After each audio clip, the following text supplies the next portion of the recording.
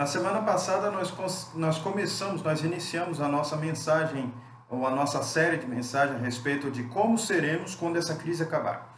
Essa é uma preocupação que não deve acontecer no final da crise, é uma preocupação que deve acontecer agora, porque nós estamos sendo transformados agora. Deus prova o seu povo.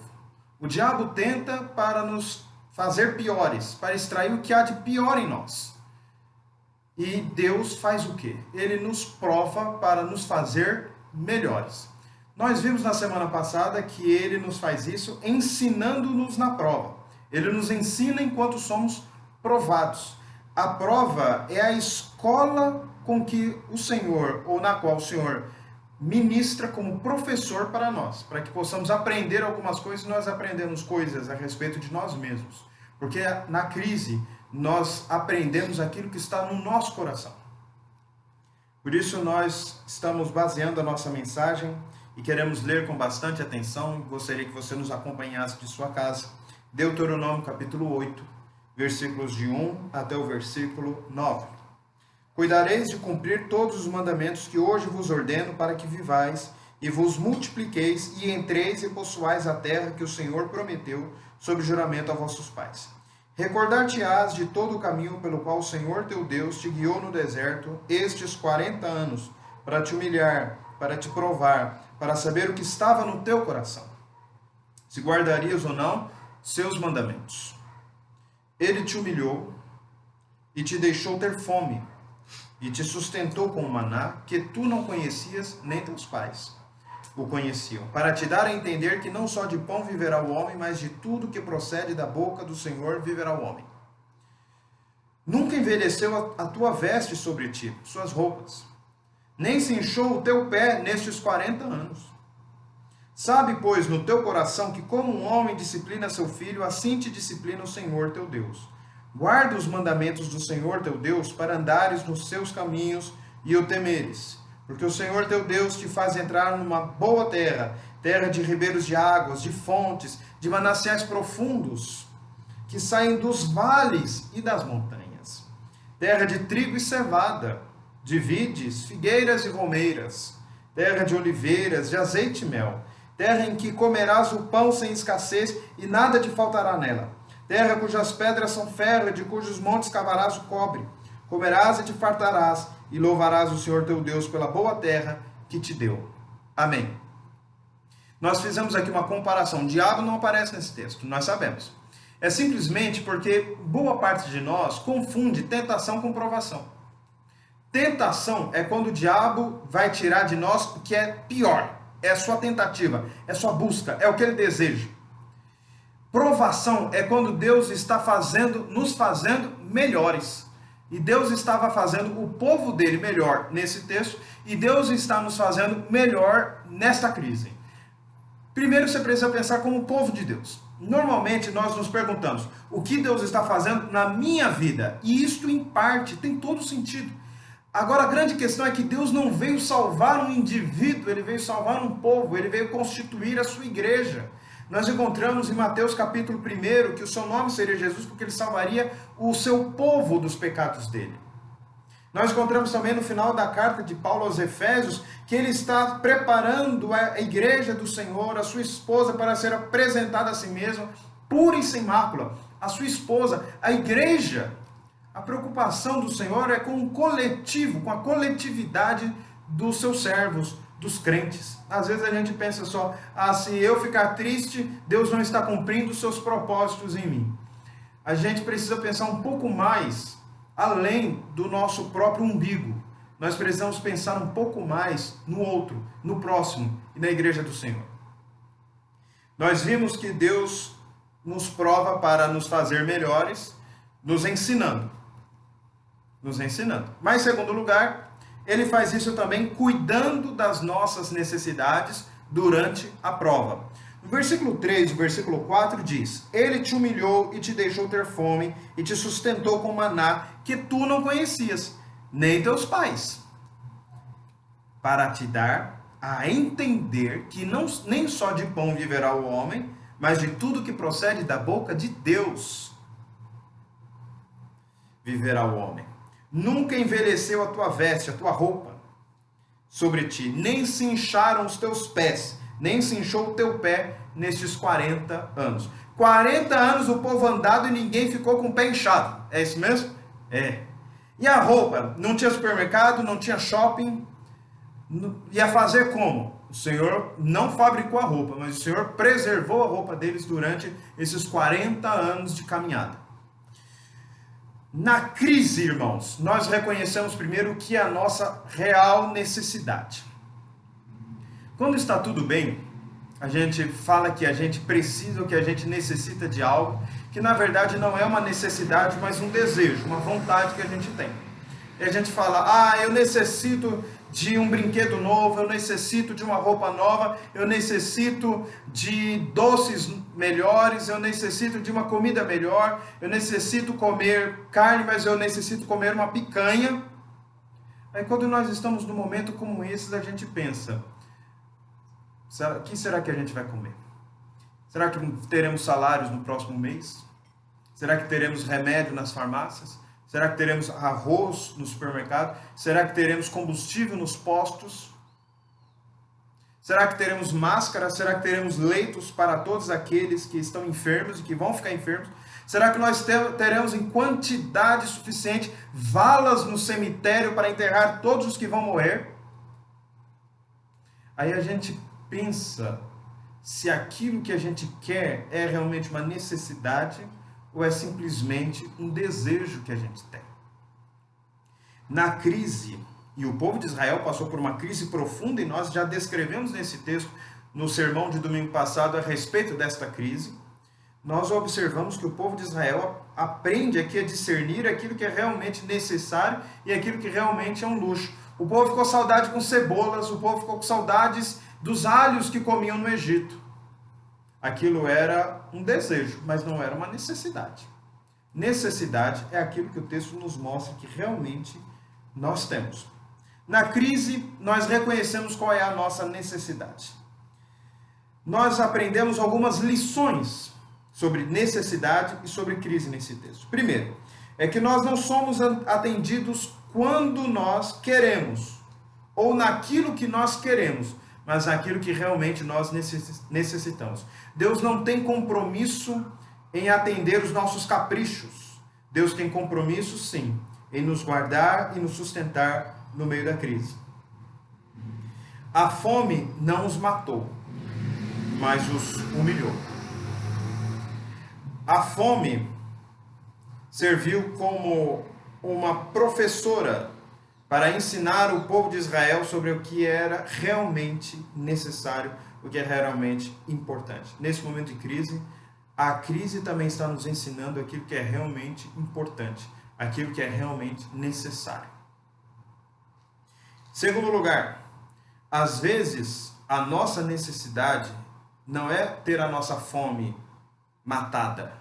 Às vezes a nossa maior necessidade é sermos humilhados. A maior necessidade do povo não era ter a sua fome encerrada, mas era que eles fossem humilhados. Por mais incrível que isso possa parecer, um povo que já era humilhado no Egito necessitava ser humilhado no deserto. E a fome serviu exatamente para isso. É bem verdade, irmãos, que pessoas orgulhosas não são aquelas que teriam motivos para serem orgulhosos. Pessoas orgulhosas são orgulhosas mesmo sem ter nada e mesmo sem ser nada. E se elas tivessem ou fossem alguma coisa, elas seriam ainda mais orgulhosas. Então Deus deixa elas numa posição de bastante simplicidade e de humildade, porque senão elas serão engolidas por seu próprio coração orgulhoso. Assim Israel precisava passar fome. Assim Israel precisava sentir o seu estômago roncar. Assim Israel precisava ser humilhado antes de que sua fome fosse morta. Somos rebeldes como os filhos que acham que são os donos do carro do seu pai, são donos do combustível do seu pai e são donos do próprio horário. E quando os seus pais falam, não, você não vai, eles ficam nervosos, irritados, batem o pé, reclamam, dizem aos pais, eu te odeio, porque eles acham que o carro do pai, o combustível do pai, o cartão de crédito do pai e o horário do pai está à sua disposição. Assim também, meus irmãos, nós, quando chegamos a Deus e queremos colocar Deus na parede, e queremos que os tesouros do céu, e queremos que todas as graças, as misericórdias, os bens de Deus sejam colocados e postos ao nosso próprio interesse, e pior ainda, sob o nosso comando, bastando que apenas a gente ore em nome de Jesus para obrigar Deus a fazer tudo aquilo que a gente quer. A crise serve para nos colocar no nosso lugar. Pode ser que a gente não aprenda nada com essa crise. Pode ser que a gente chegue no final da crise falando culpa do presidente, culpa do governador, culpa do ministro da saúde, culpa do secretário da saúde, culpa do Supremo Tribunal Federal, culpa do Congresso, culpa do Exército, culpa da Marinha, culpa da China, a culpa é dos Estados Unidos, a culpa é de alguém. E eu não aprendi nada com esse negócio e eu continuarei a ser a mesma pessoa, talvez com o coração um pouco mais endurecido. Não é esse o propósito de Deus quando nos prova. Quando Deus nos prova, Ele quer nos fazer melhores. E a aprovação deve ser entendida desta forma, para que nós, embora nós não entendamos e não enxergamos tudo o que Deus esteja fazendo, nós precisamos crer que Ele está no controle, porque Ele está no controle.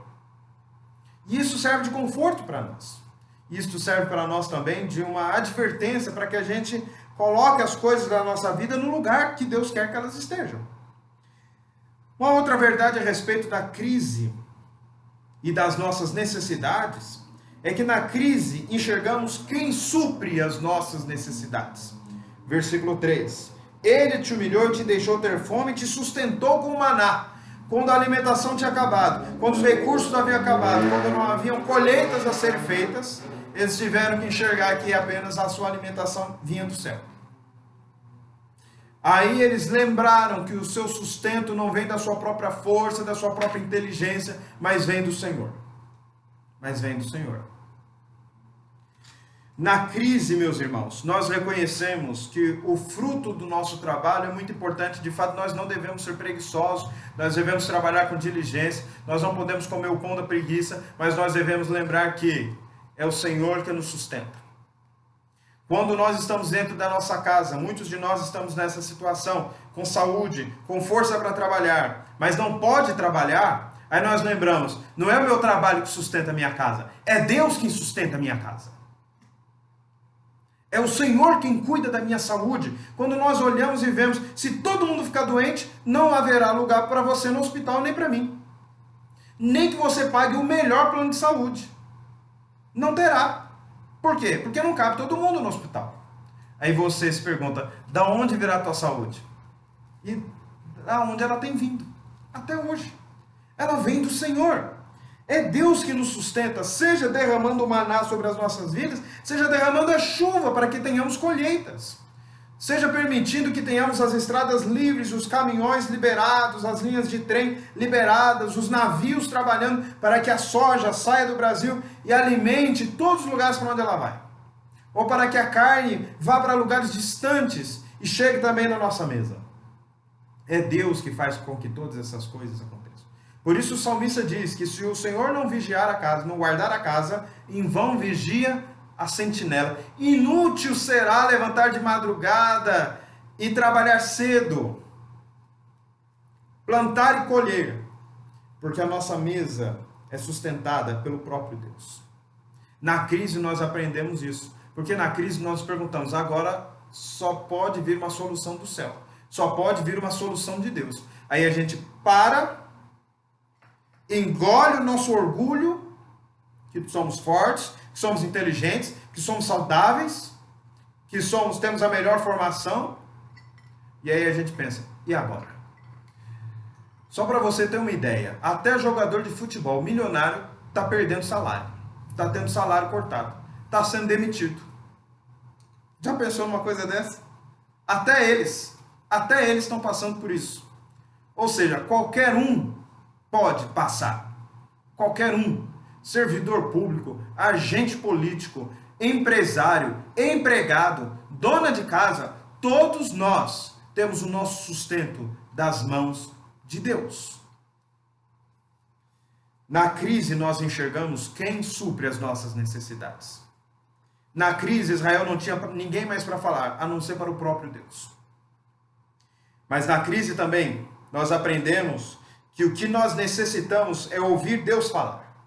Por isso nós encontramos nesse texto que na crise eles aprenderam, ou Deus deu a entender a eles, que nem só de pão viverá o homem, mas de tudo o que procede da boca do Senhor viverá o homem.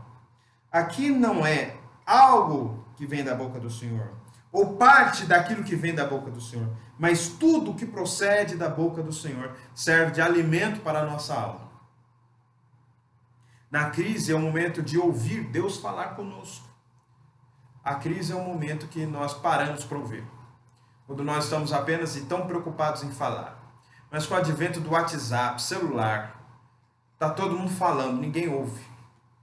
Eu tenho certeza que boa parte das pessoas simplesmente olham tanto mensagem que recebe, passa para cima lá, vê, nem baixa tudo, nem vê tudo, não completa os vídeos. Muitas das pessoas que receberam essa pregação no link do WhatsApp já pararam de ouvir nos 5 primeiros minutos. Sim, acontece. A gente sabe disso. A grande questão é a seguinte: você tem ouvido Deus? Está de quarentena, confinado na tua casa, não pode sair. Você tem que ouvir alguma coisa. Você tem ouvido Deus falar? Alguém já disse que somos mais sensíveis a Deus quando reconhecemos que precisamos dele. Nossa alma se alimenta do que ele fala. Aí eu pergunto a você: você tem ouvido Deus nessa crise? Você tem ouvido a palavra de Deus? Deus fala por meio da sua palavra, você precisa ler. Toda a escritura é inspirada, soprada por Deus e útil para a correção, para a transformação, para a santificação, para a nossa bênção. Você tem ouvido Deus falar por meio da sua palavra?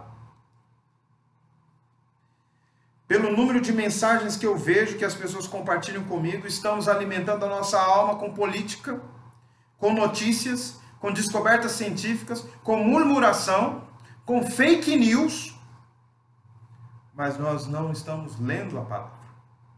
O mesmo Deus que cuidou de Israel, alimentando o seu povo com alimento físico e com alimento espiritual, meus irmãos, é o Deus que hoje nos guarda, nos alimenta e nos sustenta. Nós temos visto que o diabo nos tenta para extrair o nosso pior. Mas Deus, todavia, ele nos prova para nos fazer melhores. Como ele faz isso? Nos ensinando. Como ele faz isso? Cuidando das nossas necessidades também. Mas em terceiro lugar, como ele faz isso? Disciplinando-nos quando nós erramos. Versículo 5. Sabe, pois, no teu coração que como um homem disciplina seu filho, assim te disciplina o Senhor teu Deus. Os deuses do Egito, assim também Faraó, que era considerado Deus também, eles castigavam os israelitas como escravizadores, como senhores despóticos, como soberanos horríveis que buscavam fazer o povo de Israel sofrer por meio dos castigos que eles estavam dando. Porém, Deus disciplinava um filho a quem ele amava. Deus disciplina porque ama. Disciplinar não significa exatamente castigar. Disciplinar significa trazer uma pessoa debaixo de alguma disciplina, buscando incutir nele um treinamento, buscando adestrar. Nós usamos normalmente na linguagem comum adestramento como algo que se faz com animais. No mundo militar, adestramento de tropas significa deixá-las preparadas para a qualquer momento serem utilizadas se necessário for. É nesse sentido que eu estou pensando em adestramento, em disciplina, em treinamento. É deixar uma pessoa apta para que ela possa trazer o seu melhor. Vamos comparar aqui o que Deus faz com o seu povo com aquilo que os pais fazem por seus filhos. Um filho é disciplinado para andar e não apenas para engatinhar. Algumas crianças, alguns bebês até choram para não andar. Elas querem ficar engatinhando. Elas ficam incomodadas quando seus pais forçam essas crianças a criar um pouco mais de músculos nas pernas. E algumas pessoas ficam até incomodadas olhando para aquele pai, para aquela mãe que está lá pressionando a criança a andar. Claro, no tempo certo, no período certo. Estimulando os músculos da sua perna. Se o pai e a mãe ficar com dó do menino ou da menina, esse menino vai até aprender a andar, mas vai levar muito mais tempo. Ele vai perder muita coisa. Ele terá o seu crescimento, o seu desenvolvimento retardado em relação a outras crianças. Então, um pai diligente, ele vai forçar seu filho a andar, mesmo que o filho não esteja querendo muito andar, prefira engatinhar, por exemplo. Um filho é disciplinado para comer bem, não apenas aquilo que ele gosta. Porque se o filho comer apenas o que ele gosta, ele só vai comer doce. Só vai comer no McDonald's. Só vai comer em fast food. Só vai comer pastel. Aí o menino vai virar o quê? Uma bolinha que vai ficar com problema de coração. Que vai ficar com problema de articulação. Aí um pai que deixa fazer os seus filhos o que eles quiserem comer, aquilo que eles querem, e às vezes até determinando aquilo que se come dentro de uma casa, será um filho com pouco ferro, será um filho com pouco iodo, será um filho com pouco fósforo, pouco magnésio no seu corpo, poucas vitaminas.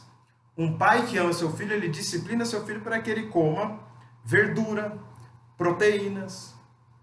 Não simplesmente para que eles fiquem magrinhos, mas para que eles fiquem saudáveis. Um filho disciplinado aprende a trabalhar. Um filho sem disciplina é um preguiçoso. São os pais que devem ensinar os seus filhos a não serem preguiçosos. Mas se um pai fica pensando, não, eu não vou acordar meu filho cedo, coitadinho dele, ele não precisa aprender a trabalhar, ele não precisa aprender a ter disciplina, você está fazendo um desfavor, nós estamos fazendo um desfavor, um desserviço aos nossos filhos, e a próxima geração, nós seremos uma geração de gente preguiçosa. A nossa família estará nas nossas mãos, mesmo depois da gente morrer, porque vai ficar dependendo da nossa pensão pós-morte, se o filho não for disciplinado para trabalhar. Deus disciplinou seu filho, Israel. Deus disciplina a sua igreja, porque ama a sua igreja. E porque quer fazer da sua igreja melhor do que ela já é. Mais ativa, não preguiçosa, saudável, alimentando-se daquilo que ela precisa para ficar forte, robusta, plena de bons frutos.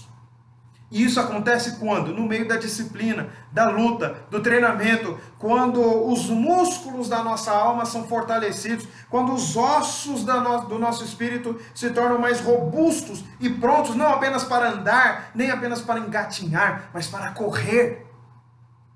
Deus faz isso no deserto, Deus faz isso na crise, Deus faz isso no meio do sofrimento, para tornar a sua igreja mais forte, mais parecida com Ele próprio. Se fizéssemos apenas aquilo que nós quiséssemos, nós ficaríamos como bebês eternamente, engatinhando, comendo papinha, sem trabalhar, dormindo quando quer, acordando quando quer, tendo as nossas fraldas trocadas, brincando das coisas mais triviais, sem aprender a falar, sem aprender a escrever, sem aprender a contar. É isso que você quer para o seu filho? Saiba que não é isso que Deus quer para nós. Deus quer que sejamos fortes, robustos. E a aprovação é utilizada por Deus para nos fazer assim. Israel se tornou um país melhor. Na verdade, Israel se tornou um país, porque era só um grupo de escravos desajustados, rebeldes, murmuradores. Quando eles saíram de Israel, era gente medrosa. Quando eles chegaram na terra prometida, foi um povo que derrotou grandes e poderosas nações. Por quê? Porque elas foram disciplinadas no deserto. Porque elas no deserto aprenderam a ser a nação que elas deveriam ser. É no meio da crise que a igreja aprende a ser aquilo que a igreja precisa ser. É na crise que nós aprenderemos, meus irmãos de Paraguaçu Paulista, a sermos o que nós precisamos ser nesta cidade. É na crise que nós estamos aprendendo a ser solidários. É na crise que nós estamos aprendendo a amar o próximo. É na crise que nós estamos aprendendo a confiar nas pessoas. É na crise que nós estamos aprendendo a se solidarizar com aqueles que estão sofrendo. É na crise que nós estamos aprendendo a ser pródigos. É na crise, meus irmãos. É na crise. Seria melhor a gente nunca passar crise? Claro que seria. Mas seria tão melhor como para um bebê não aprender a ler, não aprender a escrever, não aprender a falar, não aprender a andar. Já pensou uma pessoa de 40 anos um eterno bebê? Você já viu isso? Será que os pais de crianças que se tornaram adultos fisicamente, mas ainda são bebês mentalmente, são satisfeitos com essa situação? Era isso que eles queriam para a vida daquela criança? Claro que não. Assim também, por que você acha, por que eu deveria achar que Deus quer que o seu povo, a igreja, a nossa igreja, fosse exatamente aquilo que nós somos ou que nós fomos quando nós acabamos de nos converter e que nós nunca nos desenvolvêssemos? Esta crise é uma oportunidade da igreja, disciplinada por Deus, aprender a ser aquilo que ela precisa ser. Mas a grande verdade é que nós apenas podemos aprender a ser aquilo que nós precisamos ser, porque Jesus morreu por nós. Porque o Filho de Deus se entregou na cruz para que fôssemos feitos filhos de Deus. E a partir do momento que nós nos tornamos filhos de Deus, que nós nos tornamos bebês em Cristo, que nós nascemos de novo pelo trabalho do Espírito Santo, então agora é o momento de crescer. A igreja precisa crescer na crise. A igreja precisa aprender a receber a disciplina do Senhor com gratidão.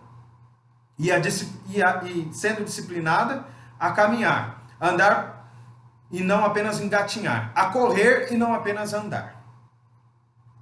O mesmo Deus que disciplinava seus filhos no passado para que eles fossem melhores, é o Deus que disciplina a sua igreja hoje, por meio dessa crise, para que nós sejamos uma igreja melhor. Como sairemos desta crise? Como você sairá desta crise? Como eu sairei desta crise? Nós não seremos mais os mesmos. Ou o nosso coração termina de endurecer, e não é isso que nós desejamos que aconteça. Ou nós vamos mudar de vida. Ou nós vamos crescer. Ou nós vamos nos desenvolver. Ou nós vamos buscar o enchimento do Espírito Santo. A sabedoria que vem do céu. O diabo nos tenta para extrair o pior. É verdade. E possivelmente ele tentou muitos de nós agora, você, por exemplo, a desligar esse vídeo e ter parado os primeiros 5 minutos, mas você chegou até aqui, 27º minuto. O diabo, enquanto ele tenta para nos extrair o que há de pior em nós, Deus nos prova para nos fazer melhores. Para nos fazer melhores, ele nos ensina, ele cuida de nós e ele nos disciplina. Como Deus está fazendo na sua vida? Como sairemos desta crise? Deus extrairá algo de bom de você ou simplesmente o diabo irá tirar de você o que há de pior nessa crise? Vamos orar. Senhor Deus, nós te pedimos a tua bênção, pedimos que tu continues a abençoar teu povo, pedimos ao Senhor que esta mensagem aplicada pelo teu Espírito Santo possa trazer edificação à tua igreja e que nós sejamos uma igreja realmente comprometida. Abençoe os irmãos, nós te pedimos em nome de Jesus. Amém. Continue neste culto. Eu sei que você está aí na sua casa, pode estar no seu trabalho, pode estar assistindo no outro dia, além do domingo, mas eu recomendo que você ore a Deus um pouco mais. Cante o hino. Na semana passada fiz menção ao hino 93, então agora você poderá cantar este hino também, se já não o fez. Cante o hino, louve ao Senhor, continue o culto com sua família. Deus te abençoe, até o nosso próximo encontro. Se Deus quiser. Amém.